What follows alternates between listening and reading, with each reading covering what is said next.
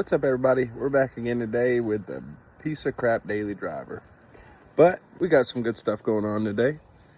We put the transmission on. As you've probably seen, maybe not, in my other video, I showed how to put the clutch on without a clutch alignment tool, using a socket and electrical tape. But we have the transmission on. We have the wiring harness. Let me show you everything we put on. So we have put on the wiring harness, the starter, because it helps with the bolts. We have all the transmission bolts in. I do not run the lower flywheel plate. Don't give a crap about that. We have the harness all the way around to the other side, all the way around up top. Fuel rail is on. We are tightened down on the intake. All the coolant hoses are hooked up. Just really kind of showing you like this. If you have any questions on how I do it, I do have the power steering pump on and mounted. I found out that this is not the right bracket because the two lower bolts are on. But if you look in there, the top bolt does not line up. I'm still trying to find what I did with the belt. Can't find it out here either way. Previous owner, like I said, all I'm doing is I put a crank in this engine because we spun a rod bearing. Look at this guy going on by.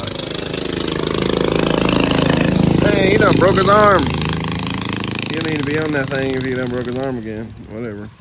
Oh, we got more.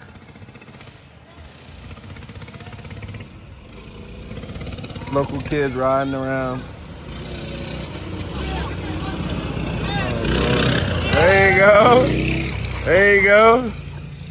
But yeah, look, the local kids just having fun. And then yeah, like I said, I got this car like this. Drove it. I bought this car like this from my buddy, and he just had it sitting in my house. I needed a car, and I told him it needed a distributor. He told me he didn't want to put the money into it. He just let this sit in my house. I'm like, dude, listen, I'm gonna put a distributor on it. I'm gonna drive it. So I spent the money. I spent $80, $90. Put it on there and ran the drives, and drove it like that for like 6 months under his name, paying insurance. And then I bought it, and 2 months later it spun a rod bearing. So, but the engine's fully built, so that's why we just put another crank in it. But I got to go back and fix a bunch of things. Number one thing that is hurting me is don't ever do this, ever. It didn't have an issue, but that is a very bad firing hazard. Either way, let's go ahead. I didn't pull the axles completely. If I remember correctly, I pulled the lower ball joint nut out, pulled it up out of both sides. You see over there, it's not in on that side either. It gives you enough room to pull the axles out both sides, lay that down, the shift linkage, and then we have our O2 sensor. What I'm about to do now is I have about 30-45 minutes. I'm gonna see if I can jack the car up so I can slide this rig underneath with my. I need to try to get everything in position, jacked up, ready to slide. So if you noticed, I actually haven't put on any of the other mounts, only the T-bracket for the rear. D series swaps. This is all the same, everything. So I put this on after. I put the driver's side. T-post is where I hook the engine mount. When I get it in the car, I'll put a jack under it to hold it up, release it, and then put the mount in place. I do it this way because this bracket gets in the way. We get it in the car, we're gonna go down under that frame and then set it in up against this side, and then T-bracket first, that corner, then this corner. And it's normally the easiest way to do it, especially when doing it by yourself. But we have it hanging here. We're gonna jack it up to where it's just over the front of the car. I'm gonna try to slide this by myself on this dirt. Be careful doing this at home. This engine way up in the air on this dirt, not a good idea. If you're on concrete, man, this thing will go do-do-do right up underneath here, no problem. But being on dirt, it's sketchy. I gotta use the weight of the engine, swing it a little bit. We'll figure it out, you'll see. All right, so like I said, I'm by myself, I'll figure it out. Girlfriend calls, says, hey, I'm gonna be at work 30 extra minutes. I can't sit around 30 extra minutes. So I had to figure out a way to do this. I'm struggling because the front feet are grabbing into the dirt so hard because the weight of the engine. I can't push it because it's digging in the dirt. So you take a jack on each side and stick it as far close to the wheel as you can. Now I've already pushed it that far. Now I gotta go readjust. So I'm gonna show you how we do that. And it went from me not being able to push this at all, like at all, to I've already pushed it that far. I mean, it's hanging over top of the car. So I'm gonna set you up. I'm gonna show you how I figure that out.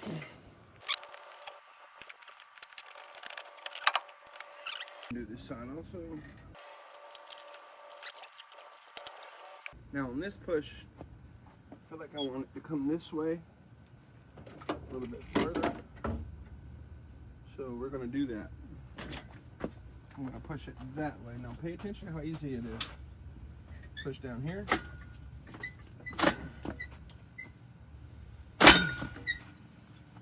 Now it did fall off, but it's moving. That's what we're...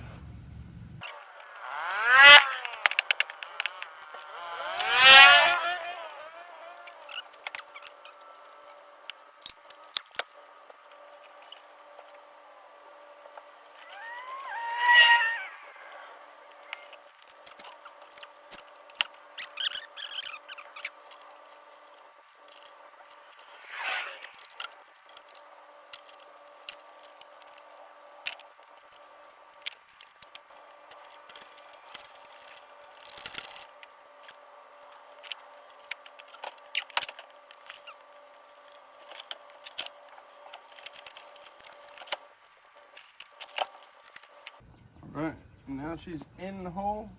I'm gonna put the transmission. She's in the hole. I'm gonna put the mount on the transmission right there. Move these up out the way. Put the mount on the transmission. Your ground will go there. So that I can set that into place here in a second.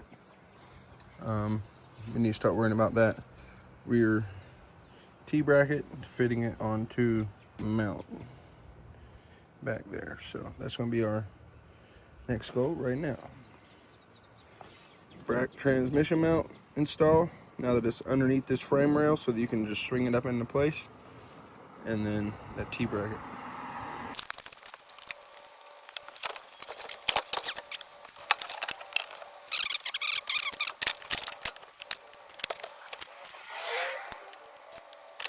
Now you basically have it to where these are loose, but not fully. And if you see this mount, that mount's in place, all I gotta do is fix the level.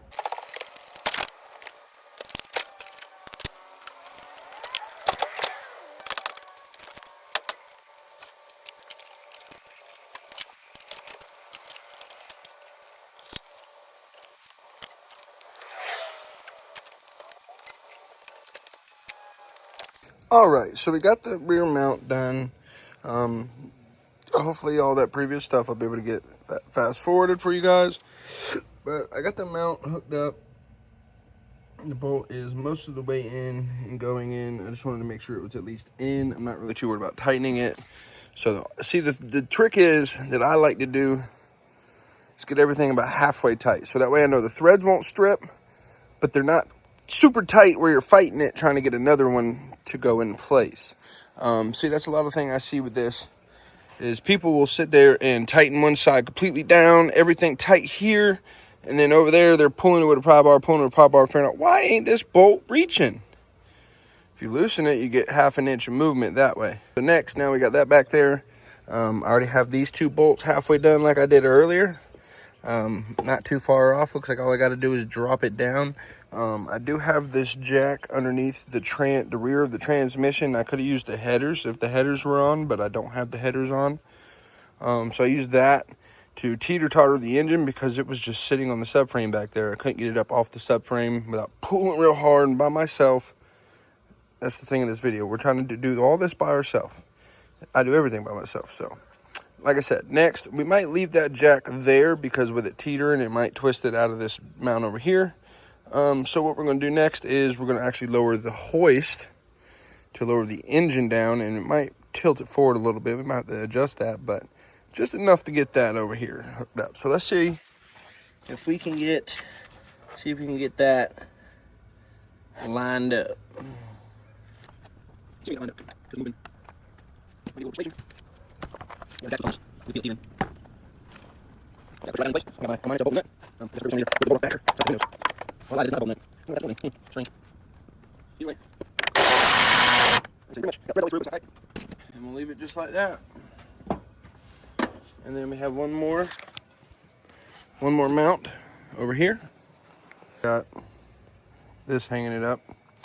But what we're actually going to do is I'm going to move that to this side of the oil pan, the jack to this side of the oil pan. It's going to relieve the weight.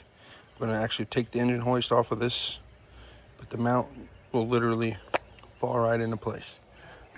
I am not using a block, only because this oil pan is pretty trash already. So if I put a hole in it, oh well, I got 4 more. Alrighty. Let's get our trusty 17. We're gonna need a deep 17. Give me a second. I'm over here doing stuff I didn't even record. I'm sorry, guys. You totally missed this part, and I'm not putting it back together. All I did was jack it up like I did, and they were loose, and the 2 bolts here. You just set it in place. Don't pinch your sensor in place.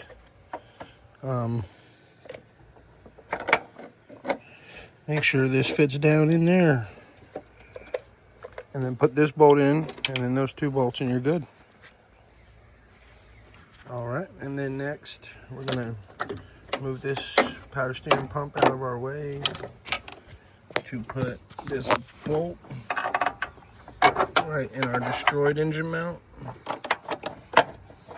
Listen, I'm not buying an engine mount because I gotta make sure this crank's even good before I even spend any more money. The engine mount's right there. You seen how fast that was.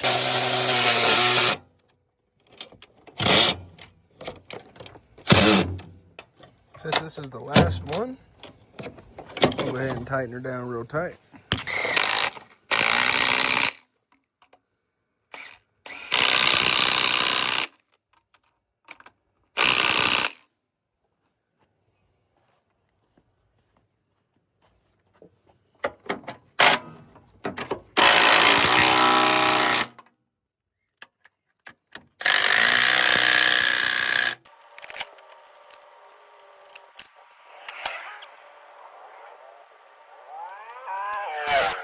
So let's go ahead and get this thing put back together. I already have it now mounted.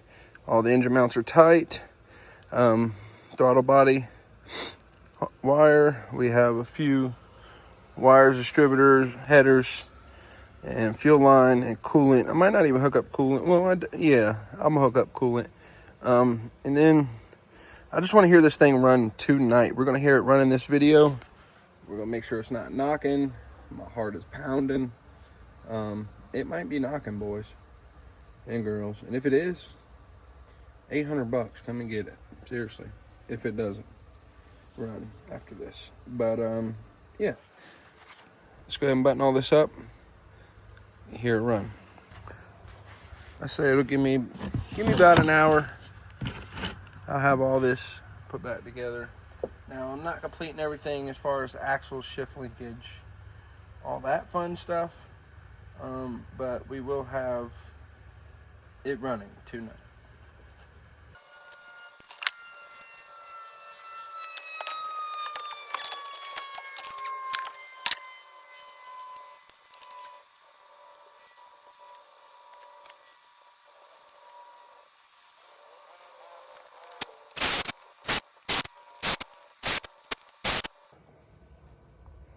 All right, guys, everything is hooked up.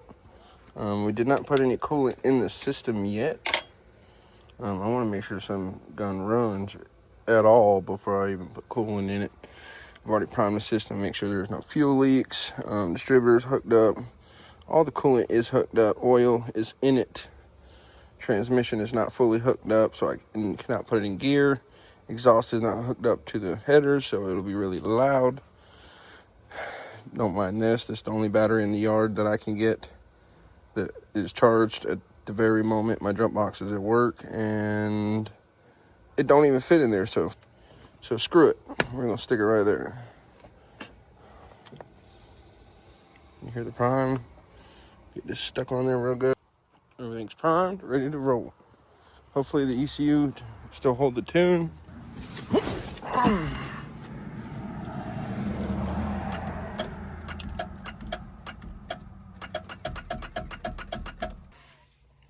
So I may have hit the terminal and the power together on the starter and it moved. So let's see if it'll fire.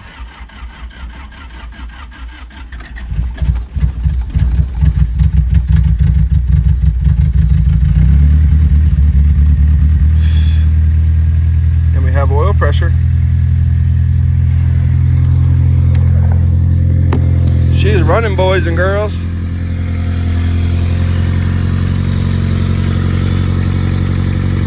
It don't look too bad.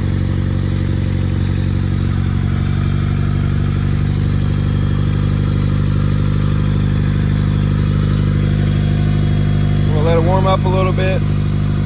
I watched the oil light, it went away, so let me make sure we still got the oil light off. We got a check engine light on, which I have on data in this right now, so I can see what that's about. Speedos, the tires moving? Is the axle spinning?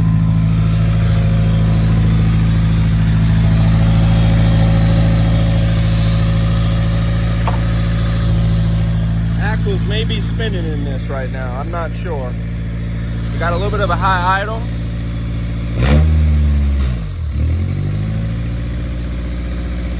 Almost seems IVAC controlled. Let me see, check a few things.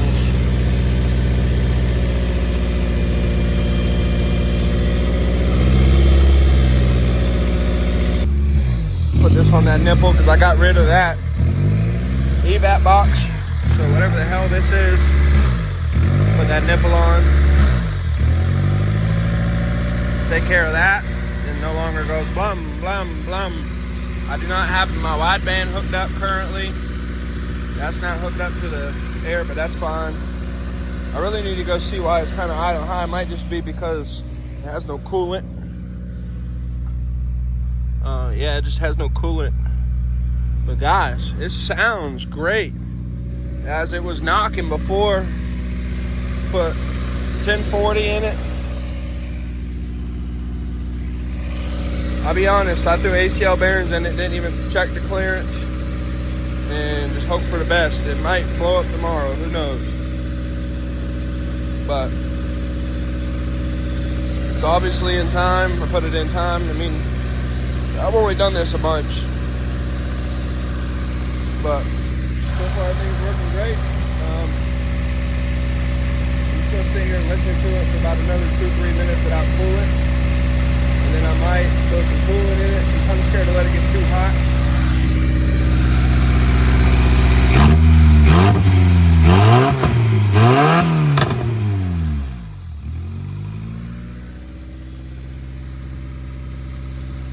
Not bad at all.